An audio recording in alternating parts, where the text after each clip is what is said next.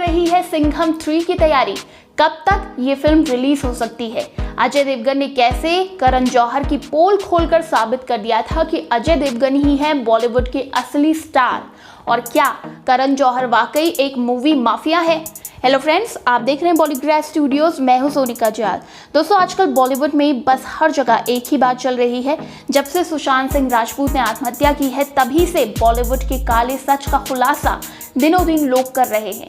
हाल ही में सोनू निगम ने भूषण कुमार के बारे में कहा था और उनका एक वीडियो तेजी से वायरल हो रहा है, जिसमें वो कह रहे हैं कि कैसे ये लोग ग्रुपिज्म का खेल चलाते हैं, कैसे नेपोटिज्म है बॉलीवुड में। साथ ही सलमान खान का नाम सामने आया है और बड़े बड़े नामी ग्रामी हस्तियों का नाम इस बीच फंस रहा है, जो कि बॉलीवुड के इस काले खेल में शामिल है।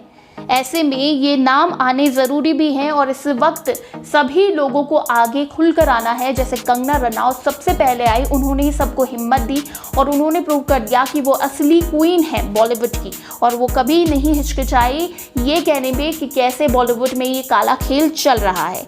इसी बीच आपको बता दें कि बॉलीवुड के सिंघम यानी अजय देवगन ने ये काम बहुत पहले कर दिया था। दरअसल ये साल था 2016 का, जब करण जौहर की ए दिल है मुश्किल आई थी और अजय देवगन की शिवाय आई थी, जो कि उन्होंने डायरेक्ट की थी।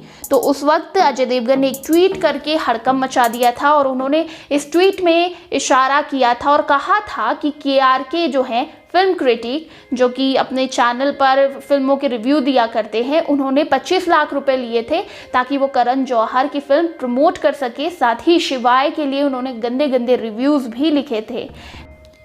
और अजय देवगन ने इस ट्वीट में उनका एक ऑडियो भी पोस्ट किया था, जिसमें KRK यानी कमाल आर खान कुमार मंगस से बात करते हुए सुनाई दे रहे थे।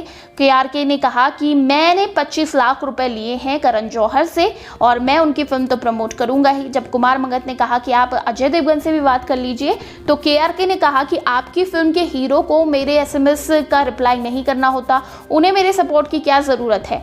लेकिन बाद में KRK ने साफ इससे इनकार कर दिया था। उन्होंने कहा था कि अजय देवगन ने मेरे ट्वीट का गलत मतलब समझ लिया है। लेकिन अगर आप ये ऑडियो सुनेंगे तो आपको भी क्लियर हो जाएगा कि KRK ने साफ साफ ये बात कही थी। अगर आप ये ऑडियो सुनना चाहते हैं तो नीचे डिस्क्रिप्शन बॉक्स में ये ऑडियो पड़ा हुआ है, आप सुन लीजिए।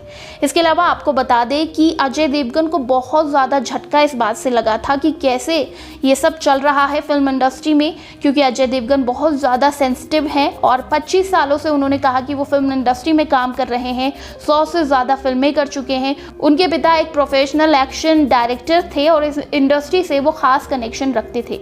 इसीलिए उन्हें बहुत ज़्यादा तकलीफ होती है कि KRK जैसे लोग फिल्मों के बारे में नेगेटिविटी फैलाते हैं, नेगेटिव बातें करते हैं और उसके लिए प्रोड्यूसरों से पैसे वसूलते हैं। इसके लिए उन्हें बहुत दुख है और इंडस्ट्री के ऐसे तत्वों को सपोर्ट करना बहुत गलत बात है। और मुझे हैरानी होती है कि इंडस्ट्री के नामी लोग ऐसे लोगों को सपोर्ट करते हैं।